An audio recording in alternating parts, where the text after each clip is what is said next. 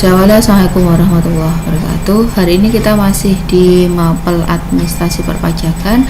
Untuk hari ini kita membahas terkait dengan PPh final, lanjutan dari yang sebelumnya. Yang sebelumnya kita udah bahas PPh final yang untuk tarifnya UMKM, yaitu yang 0,5% dari peredaran bruto, dimana itu adalah untuk yang UMKM yang omsetnya atau penghasilan brutonya di bawah 4,8 miliar. Hari ini kita masih di tarif PPh pasal 4 ayat 2 atau PPh final. Di situ macamnya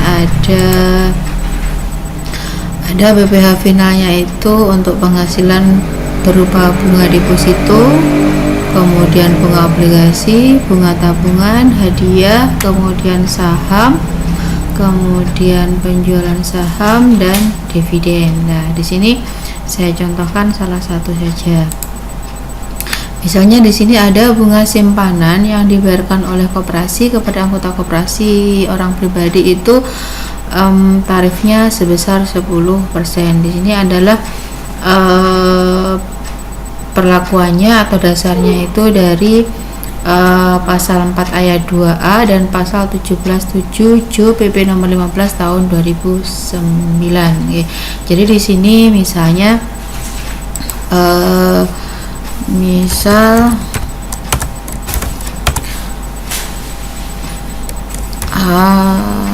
Arif, misal Arif menjadi anggota KSU Dian Pancasila.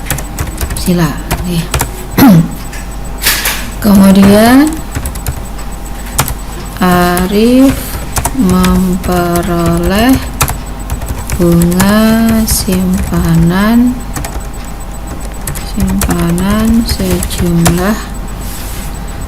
sejumlah 300.000 misalnya.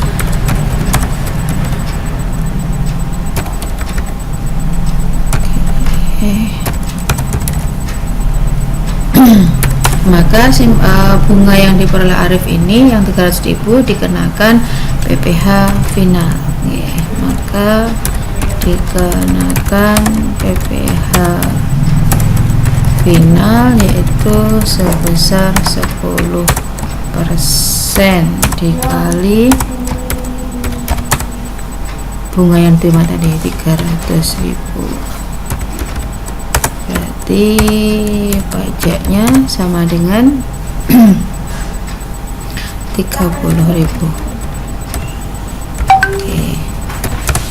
Jadi Arif terima bunganya tidak sebesar 300.000, tapi terima bunga bersihnya berarti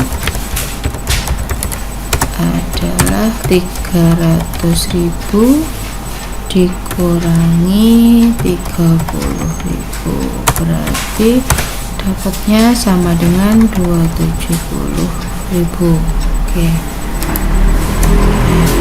Jadi di koperasi itu ada yang namanya simpanan pokok, wajib, kemudian sukarela. Jadi kemungkinan dari dari simpanan-simpanan tadi, kemudian pihak koperasinya itu memberikan jasa atau bunga kepada anggotanya. Maka dari besaran bunga yang diperoleh tadi atau jasa dari simpanan yang disimpan di koperasi itu, maka dikenakan pajak sebesar 10%.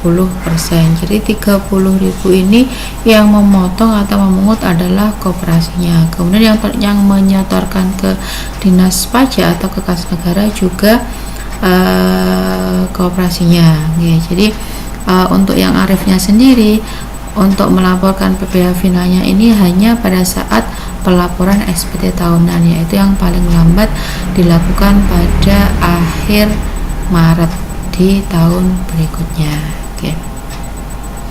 Cara-cara ini sama dengan untuk yang perlakuannya sama dengan contoh-contoh lain, misalnya untuk diskonto bunga obligasi, kemudian untuk bunga yang diperoleh dari bank atau kita punya simpanan di bank sama, tinggal cara perhitungannya cuman beda tarif saja. Untuk cara perhitungannya sama semua. Dari saya untuk hari ini saya cukupkan. Saya akhiri. Wassalamualaikum warahmatullahi wabarakatuh.